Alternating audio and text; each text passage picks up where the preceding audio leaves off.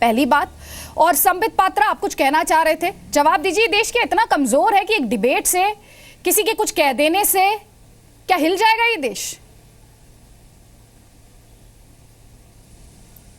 देखिए, आज बड़े ध्यान से हम लोग कश्मीर के डिबेट को राज्यसभा में सुन रहे थे और जो गुलाम नबी आज़ाद साहब ने कहा, तारिक फतेह का नाम लिया, अब वो तो कश्मीर के डिबेट में लिया। ये मुझे नहीं मालूम था कि ये जो कश्मीर की सारी प्रॉब्लम है वो तारिक फतेह साहब के कारण से हुई है। उससे पहले कोई प्रॉब्लम नहीं थी। जब से तारिक फतेह टीवी पे आने लगे तब से ये कश्मीर का प्रॉब्लम हो गया। दूसरी बात, तारिक फतेह से दो लोग डरते हैं। एक तो पाकिस्तान डरता है, पाकिस्तान उनको बहुत भला बुरा कहता है, दिन रात भला बुरा कहता रहता है पाकिस्तान। आजकल इसमें कांग्रेस भी शामिल हो गए हैं, कांग्रेस भी बड़ा भला बुरा कहती है तारिक फतेह को। तो कहीं ना कहीं ये कॉमन इंटरेस्ट का विषय है, दोनों का इंटरेस्ट एक जैसा ही दिख रहा है। दुर्गा माता को, इसी राज्यसभा में दुर्गा माँ के ऊपर चर्चा हुई थी कि किस प्रकार भगवती दुर्गा को जेएनयू के कुछ स्टूडेंट्स ने उनके लिए क्या कहा था, मैं दोबारा वो सब नहीं कहूँगा, और किस प्रकार का पोस्टर निकाला था।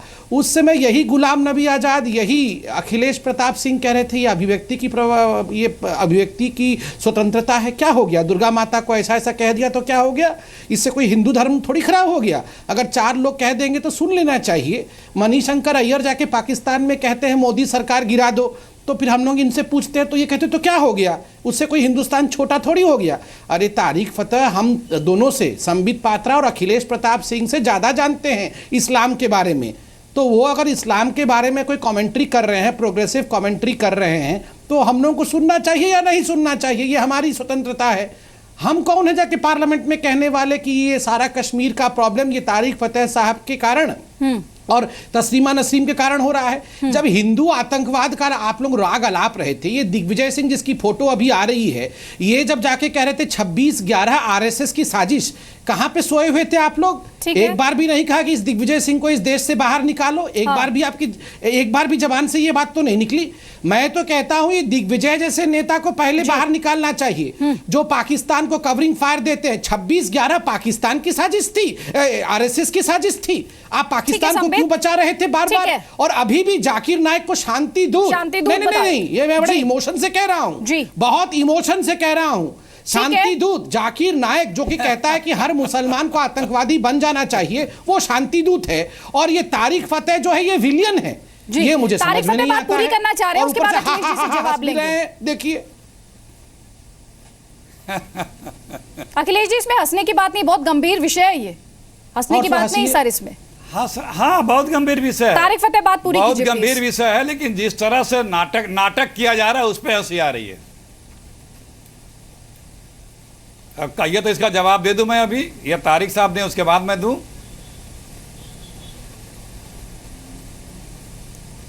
क्या तारिक मुझे सुन पा रहे हैं?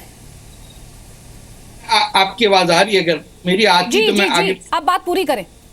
देखिए, सारा मसला ये है, इनको जो पीड़ है, मैं तो इनफैक्ट कांग्रेस का सपोर्टर हूं। मैं कोई यानी जब मैं आया हूं, सबसे पहले मैंने खुर्शीद साहब से जाके मुलाकात की। मैं I am a great admire of बादशाह खान। मैं तो यानी सोच भी नहीं सकता हूं कि ये इन लोगों से क्रिटिसिज्म होगी। मुझे ये लगता है कि हिंदुस्तान में जो ब्लैकमेल है, कुछ लोगों ने जिन्होंने मुसलमानों की दुकानें खोली हुई हैं और वोट बैंक बेचते हैं, उनको औरंगजेब रोड का नाम बदलने पे उनको वो झुंझलाहट हुई, वो पीड़ हुई कि उनकी आंखों से गुस्सा आ रहा है। मैंने सिर्फ ये बात कही थी आज से 3 साल पहले आके कि इस सड़क का नाम दारा शिको रोड होना चाहिए।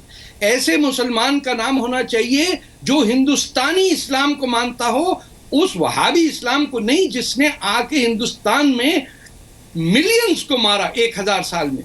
मैं रिजेक्ट करता हूं महमूद गजनी को, मोहम्मद बिन कासिम को, तैमूर को, बाबर को, तमाम वो सुल्तान जो आए जिन्हें लूटा, मैं उनको रिजेक्ट करता हूं। मैं उस इस्लाम को मानता हूं जो केरल से आया, जहां हिंदुस्तान में पहली मस्जिद बनी, जहां आज तक गुलाम नबी आजाद दर्शन देने नहीं गए। ना आप गए हैं कांग्रेस का कोई लीडर, बताइए जाके जुम्मे की नमाज पढ़ी है। इस्लाम की पहली मस्जिद हिंदुस्तान में बनी। आके मुझ पे इल्जाम लगा रहे हैं कि मैं इस्लाम का दुश्मन हूं। ये बड़े पुराने चक्कर हैं, इसमें इन्होंने किस का गला नहीं काटा। और ये जब इन्होंने कहा राज्यसभा में कि ये आए तो हम देख लेंगे, और ये एक्चुअली अगर दरवाजा बंद हो, माइक ऑफ हो, तो ये वही लोग हैं जो कहते हैं हम इनकी गर्दन काट देंगे। एक की नहीं काटी है, 80 मिलियन की काटी है इन लोगों ने इस्लाम के नाम पे। मुसलमानों की गर्दनें काटी इन्होंने पार्टीशन कराया दिल्ली और यूपी के अंदर मुस्लिम लीग को वोट डलवा के। क्या पाकिस्तान ने किसी ने वोट मांगा था? सिंध और पंजाब और बादशाह खान के इलाके में क्या पाकिस्तान बना था? यही लोग बैठ के यूपी और बिहार के अंदर नवाबों के वोट लेके सब आके पाकिस्तान में बैठ गए, अब हिंदुस्तान के खिलाफ बोल रहे हैं। और जो लोग हिंदुस्तान के फेवर में बात कर रहे हैं और मेरे जैसे लोग जो पाकिस्तान जा नहीं सकते, उनका मजाक उड़ा रहे हैं गुलाम नबी आजाद साहब के पाकिस्तान से मुझे निकाल दिया गया। तो भाई आपको बड़ा लगे ना, आप चले जाए पाकिस्तान, आप क्यों बैठे हिंदुस्तान में? अखिलेश प्रताप सिंह जी, यही बात तो बीजेपी भी करती है कि जो भाई मोदी जी को वोट नहीं देगा, अकेले राष्ट्रभक्त तो वही है। सर, राष्ट्रभक्त तो सिर्फ आप है, वो पाकिस्तान चला आपकी पार्टी का नेता जाकिर नाइक को शांति दूत बता देता है, तब आपको अभिव्यक्ति की आजादी याद रहती है। सर, हम सब हैं, आपको भी हम मानते हैं। सर, ये कब तक वोट बैंक की सियासत करते रहेंगे आप? कब तक ये तुष्टीकरण की नीति चलती रहेगी? वोट बैंक की सियासत नहीं है, उनसे सर, पूछो। सबको सब समझ में आता है सर। वो जो भाजपा वाले हैं उनसे पूछो। नहीं सब ये सर, मेरा सवाल आपके लिए, भाजपा वालों के लिए जो सवाल है वो उनसे पूछूंगी, आप इस सवाल का जवाब दीजिए। मैं बोल रहा हूँ, हाँ वही मैं कह रहा हूँ, दे रहा हूँ जवाब दे रहा हूँ, और बोलने का शऊर सीख के बोला करें। मैंने क्या कहा इस्लाम के बारे में? कोई मातहत नहीं है आपका। अरे आप बताइए क्या नहीं है आपका। आप वही मैं कह रहा हूँ। देखिए, मैं आपके बारे में नहीं कर रहा हूँ, मैं आपकी बात नहीं कर रहा हूँ, मैं वही कह रहा हूँ कि आपने कहा कि गुलाम नबी आजाद भी चले जाए पाकिस्तान, यही भाषा बीजेपी के भी लोग बोलते हैं। हम सिर्फ बात इतनी सी है कि सौहार्द न बिगड़े, किसी की भी भाषा में व्यवहार न बिगड़े, आपसी भाईचारे पे ठेस न आए, इतना लिहाज हर कोई रख ले, इतनी सी दरखास्त है हर किसी से। और अभी गिना रहे थे हमारे भाजपा के दहाड़ के रोए, मगर सौहार्द मित्र गिना रहे थे, दिग्विजय सिंह को पाकिस्तान भेज रहे थे। यही है, हम लोग नहीं किसी को भेजते, ये वही हैं जो अभी जिनके एमपी इसी दुर्गा जी के कार्यक्रम में भेजेंगे क्यों? आप तो यहीं बना देंगे। ये वही आप भेजेंगे क्यों? आप तो हिंदुस्तान को ही बनाएंगे पाकिस्तान, आपका तो यही एम्बिशन है। 56 इंच का क्या बता रहे थे? 56 इंच का बता रहे थे, वो 56 पेट बता रहे थे कि क्या बता रहे थे, वो सारा दिख रहा है। कश्मीर जल रहा है, सीरिया बना रखा है, इनकी सरकार है। संबित पात्रा, क्या हो रहा है? ये राष्ट्रभक्त हैं। अमरनाथ यात्रा का क्या हो रहा है? देखिए, मैं आपको किस एक बार अमरनाथ यात्रा को सिर्फ हाउसेज अलॉट करने के लिए अभी कांग्रेस के प्रवक्ता ने बहुत सीरियस बात कह दी है। उन्होंने कहा कि कश्मीर को हिंदुस्तान की सरकार सीरिया बना रही है। आप समझ रहे हैं कितना आगे बढ़कर ये पाकिस्तान का समर्थन देना चाहते हैं? ये ऑफिशियल राष्ट्रीय प्रवक्ता हैं ये कांग्रेस के। अरे शांत हो जाइए मिस्टर पीड़ा। अखिलेश जी, आपसे बहुत गंभीर सवाल पूछ रहे हैं संबित पात्रा, आप वो सवाल सुनिए सर। सवाल तल्ख होने लगते हैं तो आप आक्रामक होने की कोशिश करते हैं। जवाब दीजिए ना, आक्रामक होने से कुछ नहीं होगा सर, सवाल का जवाब दीजिए। वो आपसे सवाल पूछ रहे हैं, सवाल तो सुन लीजिए, उनका जवाब दे दीजिए ना। कौन सी चीज गंभीर है? हम जवाब दे दें। मैं उनके बीच में नहीं बोला था, मैं अपनी बात कंप्लीट कर लूं। मैं 1 सेकंड में कंप्लीट कर ले रहा हूं। हमें पता है बोल दिया, आप 10 मिनट से बोल रहे हैं साहब, अब हमें बोलने दीजिए। दूसरी बात, आप 10 मिनट से चिल्ला रहे हैं, बल्कि आप शांति से सुन लीजिए। बोलने दीजिए। घर वाले आपने अभी कहा आप कांग्रेस के राष्ट्रीय प्रवक्ता हैं। सुन लीजिए आप मैंने 1 सेकंड में कंप्लीट कर लूं, बोलिएगा आप कंप्लीट कर लूं, पहले आप बोलिए, मैं कंप्लीट कर लूं। हिंदुस्तान में अमरनाथ यात्रियों के घर वाले इंतजार कर रहे हैं कि परिवार सकुशल आ जाए। 2 सेकंड। सीरिया इराक से नहीं, जहां से आप ला रहे हैं वापस बच के लोग आ रहे हैं, वहां नहीं, इसी हिंदुस्तान में, इसी मोदी जी के हुकूमत में लोग अमरनाथ यात्रियों के परिजन दिन रात आंखें टकटकी लगाए इंतजार कर रहे हैं। अब मैं वापस आ जाए, बोल सकता हूं। बाबा भोले दर्शानी। अखिलेश जी, आज बहस का टॉपिक क्या है? अखिलेश जी, बहस का मुद्दा क्या है? आपने बहुत अच्छे से समय इसमें पूरा टॉपिक को डिरेल कर दिया आपने। आप उसको लेकर चले गए अमरनाथ, आप मुद्दे को लेकर चल गए अमरनाथ। संबित पात्रा, किस लिए हो रहा है?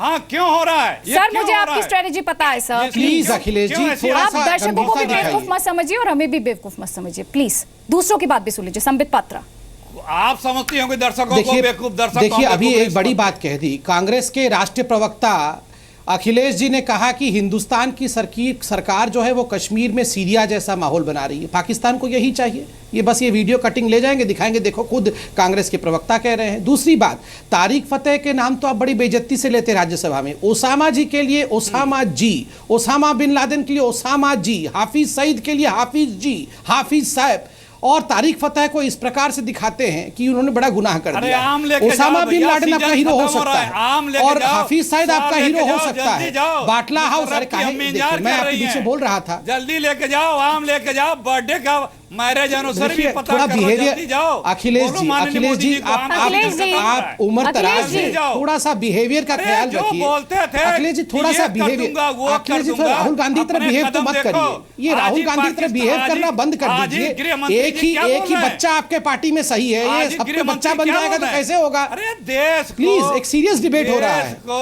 देश को इतना मत सर दलील करो। शांत हो जाइए। वी आर अपने डिस्कसिंग अ सत्ता के सीरियस लिए। इशू। अखिलेश जी समझ आ रहा लेते हैं आप है, लोग। सर समझ आ रहा है, इनको डिबेट करने भी नहीं आता है। समझ गए लोग, आम भिजवाइए, समझ आम। गए सर, समझ गए, समझ आम गए, भिजवाइए, आम। आपकी बात आम समझ भिजवाइए गई। जल्दी। संबित पात्रा, जल्दी बर्थडे पे जल्दी से। देखिए अदिति जी, हाँ बस सब समझ रहे हैं। अदिति जी, ये देखिए अपीजमेंट की जो पॉलिटिक्स होती है वो एक लेवल तक ना पर्दे के पीछे रहती है, वो दिखती नहीं है, मगर ओवर अपीजमेंट जब हो जाती है उसका अंजाम जो होता है वो बड़ा भयावह होता है। आज अब कश्मीर के विषय में डिस्कशन कर रहे हैं, मैं आपको बता रहा हूं कश्मीर 70 साल में कश्मीर यहां तक क्यों पहुंचा। आप पूछिए अखिलेश जी से।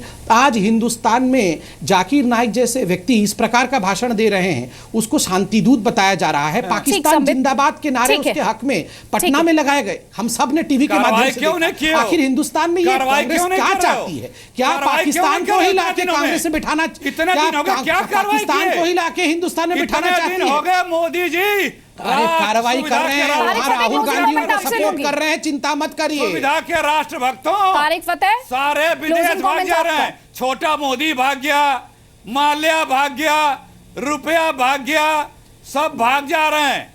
सब इनके पैरों के नीचे से भाग जा रहे हैं। आपके पास उनके जवाब नहीं होते हैं। ये सुधर नहीं पाएंगे। तारिक, सत्ता में कौन बैठा है? बहस ये होनी चाहिए कि हिंदुस्तान का दुनिया की एक मेजर पावर है, सिक्योरिटी काउंसिल का मेंबर बनना चाहता है, रूस, चीन, अमेरिका, बर्तानिया, फ्रांस के साथ। इन सारे मुल्कों में, तमाम मुल्कों में इस्लाम पे बहस हो रही है। रूस के अंदर हजारों लोग मरे, दागिस्तान, चेचनिया, हर जगह। अमेरिका के अंदर अभी बैटन रूज के अंदर जो फायरिंग हुई है वो ब्लैक मुस्लिम मूवमेंट से था। फ्रांस के अंदर यूनाइटेड नेशन सिक्योरिटी काउंसिल का मेंबर है, वहां 200 मस्जिदों पे पाबंदी लगी है। खुल के बहस हो रही इस्लाम पे, वहां सिर्फ 8% मुसलमान है। हिंदुस्तान दुनिया का वाहिद मुल्क है जहां मुसलमानों को मुकम्मल आजादी है बोलने की, बहस करने की, प्राइम मिनिस्टर या प्रेसिडेंट बनने की, चीफ मिनिस्टर बनने की। यहां पे अगर इस्लाम पे बहस नहीं होगी तो कहां, कजाकिस्तान में होगी, सऊदी अरेबिया में होगी, या गला काटते हैं, या ईरान में होगी जो फांसी दे देते हैं, या पाकिस्तान में जहां 30 लाख बंगाली मुसलमानों को मार दिया इस्लाम के चक्कर में। हिंदुस्तान में अगर इस्लाम पे बहस नहीं होगी तो कहां चांद पे होगी।